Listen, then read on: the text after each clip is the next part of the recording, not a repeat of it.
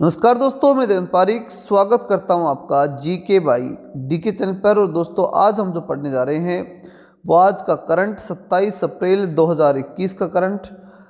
देखते हैं प्रश्न किस प्रकार के हैं। अच्छा, एक बात बता दूं मैं आपको कि आज क्वेश्चंस बहुत इंपॉर्टेंट हैं, इसलिए अंत तक जरूर देखिएगा। बहुत ही कुछ प्रश्न ऐसे हैं जो एग्जाम के अंदर निश्चित रूप से आने वाले हैं, तो उन्हें आप ढंग से देखिएगा। पहला प्रश्न है, भारत के किस राज्य में 10,000 दर्शक क्षमता वाला सबसे ऊंचा क्रिकेट स्टेडियम अटल टनल बनाया जाएगा? तो सबसे ऊंचा क्रिकेट स्टेडियम कहाँ का? भारत का। कितनी क्षमता है?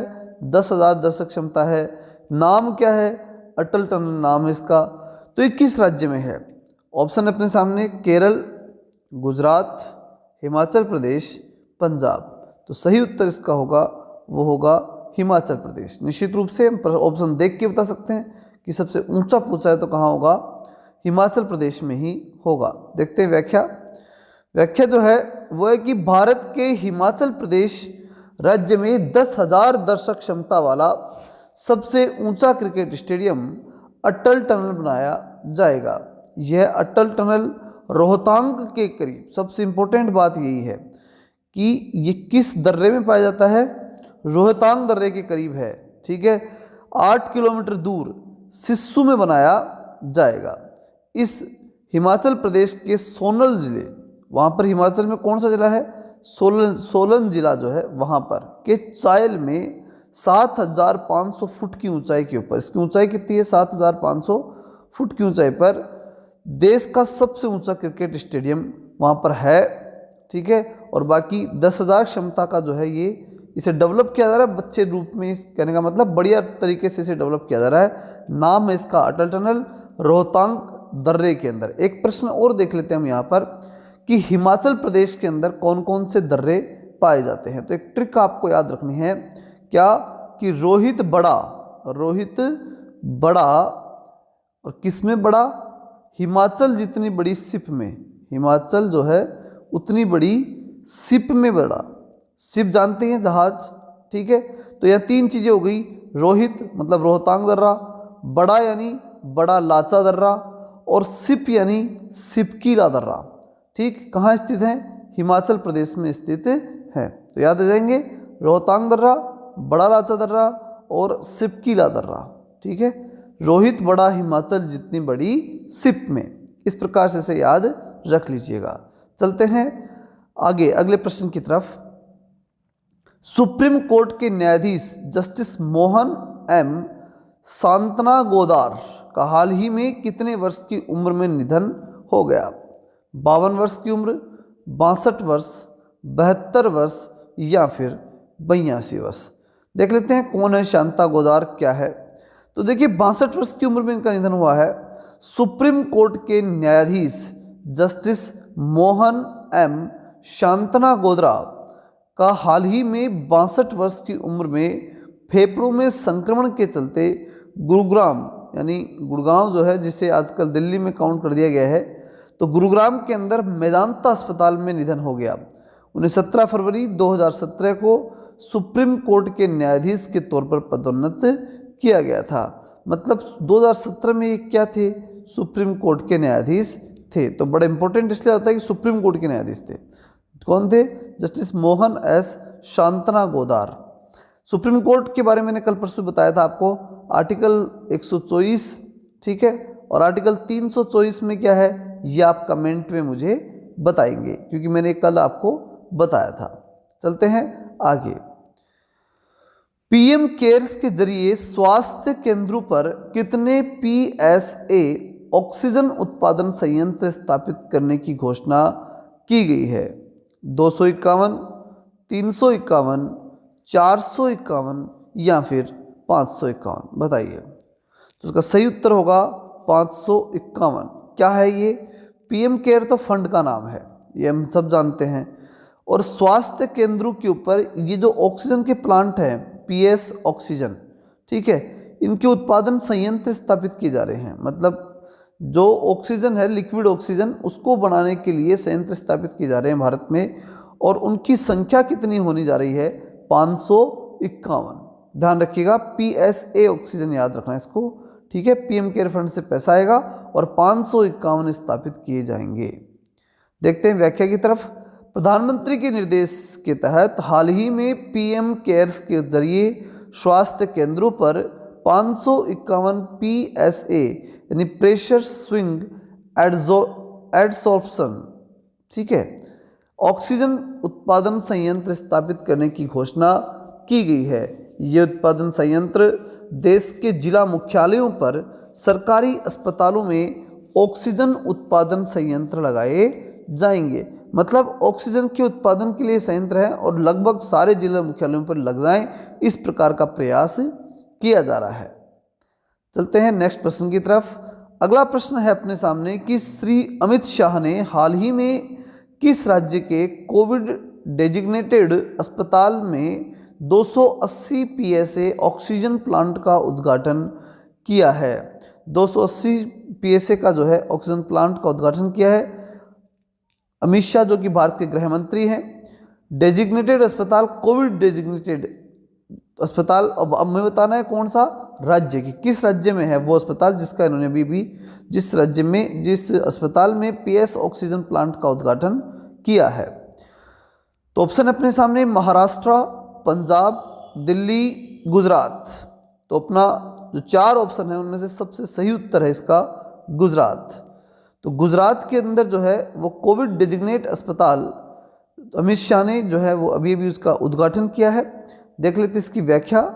तो व्याख्या है, केंद्रीय गृह मंत्री श्री अमित शाह ने हाल ही में गुजरात के गांधीनगर जिले के कोलवड़ा में कोविड डेजिग्नेटेड अस्पताल में 280 PSA ऑक्सीजन प्लांट का उद्घाटन किया है, जिसे रोगियों को प्रति मिनट 280 लीटर ऑक्सीजन मिलेगी। साथ ही आकस्मिक समय के लिए ऑक्सीजन सिलेंडर भी उपलब्ध कराए जाएंगे। तो बड़ा महत्वपूर्ण है, लेकिन हम निश्चित रूप से समझ भी सकते हैं कि अमित शाह का रिलेशन ज़्यादा कहाँ से है, गुजरात से है, और वो भी गांधीनगर जिले से। तो ऐसे में वहीं पर निश्चित रूप से ये करेंगे, इसमें कोई कन्फ्यूजन नहीं है। लेकिन एक प्रश्न फिर भी इसमें याद रख सकते हैं, कोलवड़ा, गांधीनगर जिले का भी कौन सा स्थान है, कोलवड़ा, ठीक है, वहाँ पर ये उद्घाटन किया गया है। अगला प्रश्न है, निम्न में से किस राज्य सरकार ने हाल ही में 18 वर्ष से अधिक उम्र के लोगों को फ्री कोरोना वैक्सीन लगाने के लिए 3000 करोड़ रुपए खर्च करने की घोषणा की है? तो देखिए, अभी हाल ही में अगर आपको जानकारी हो तो केंद्र ने ये कहा है कि सभी राज्य सरकारें जो हैं वो अपने स्तर पर ही अपने यहाँ पर वैक्सीनेशन का कार्य करेंगी। मतलब उसमें केंद्र ने ये चीज़ राज्यों को सौंप दी। बहुत से राज्यों ने, जिसमें मध्य प्रदेश, उत्तर प्रदेश और भी कई राज्य हैं जो धीरे धीरे अब स्वीकार कर रहे हैं कि ठीक है हम करेंगे। वैसे मूलतः स्थिति ये है, संवैधानिक रूप से अगर हम चर्चा कर लें इसमें, तो देखिए जो स्वास्थ्य सेवाएं हैं, स्वास्थ्य बोल सकते हैं या चिकित्सा सेवाएं बोल सकते हैं, वो विषय राज्य का है।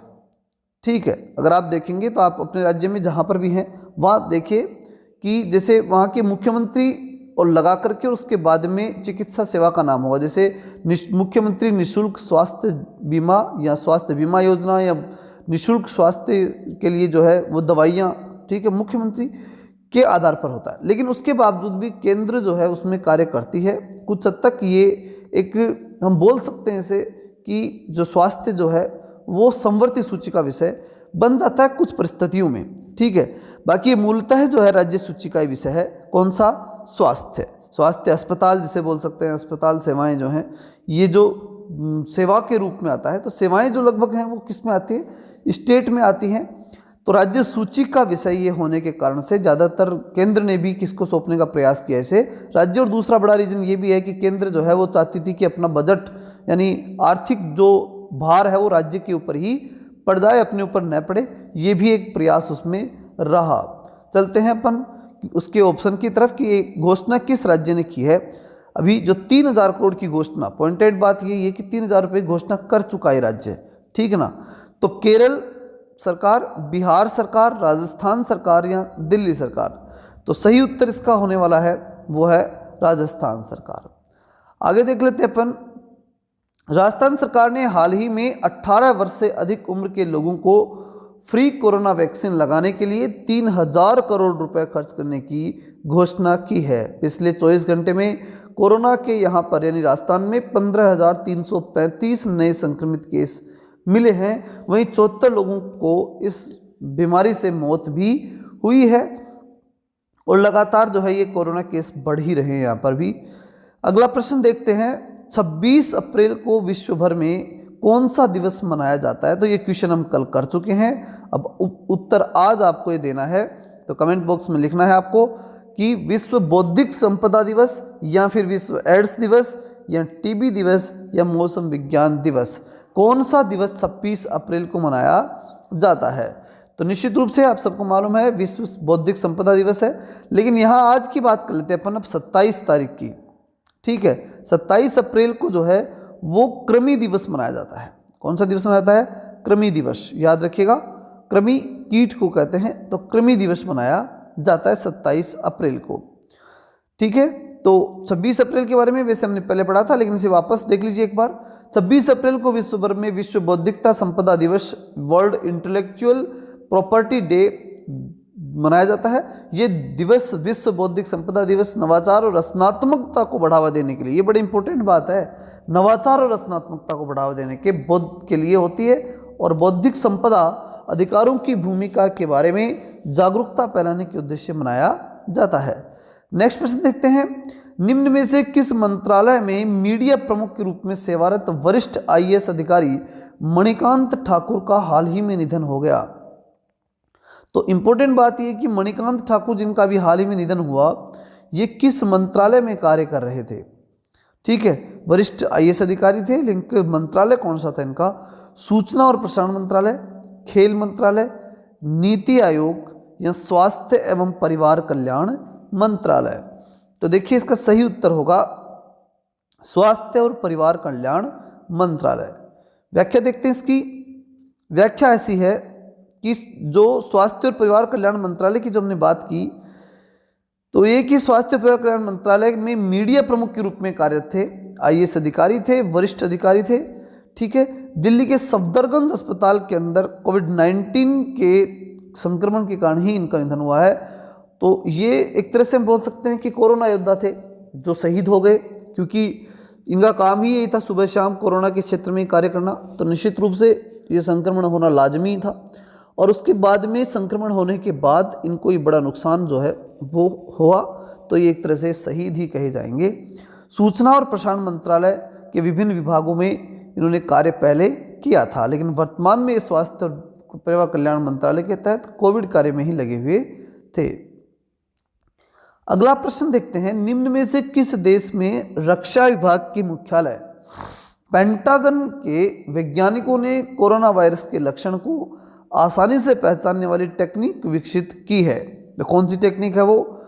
तो ऑप्शन अपने सामने, कौन से देश में है और कौन सी टेक्निक है, दोनों चीज़ हम देखेंगे। पहले देश देख लेते हैं, जापान, चीन, अमेरिका, ऑस्ट्रेलिया। तो सही उत्तर इसका होगा अमेरिका। व्याख्या देखते हैं, अमेरिका के रक्षा विभाग के मुख्यालय पेंटागन के वैज्ञानिकों ने हाल ही में कोरोना वायरस के लक्षण को आसानी से पहचानने वाली माइक्रोचिप और टेक्निक विकसित की है, जो वायरस का पता लगाने के बाद वायरस को फिल्टर करके खून के जरिए निकाला जाएगा। मतलब पहली बात तो ये कि माइक्रोचिप टेक्निक जो है ना, उस टेक्निक से इस वायरस का पता लगाया जा सकता है और पता जब लग गया तो उसके बाद उसको वायरस को फिल्टर किया जा सकता है ब्लड में से और उसे बाहर निकाला जा सकता है। इतनी टेक्निक डेवलप कर ली।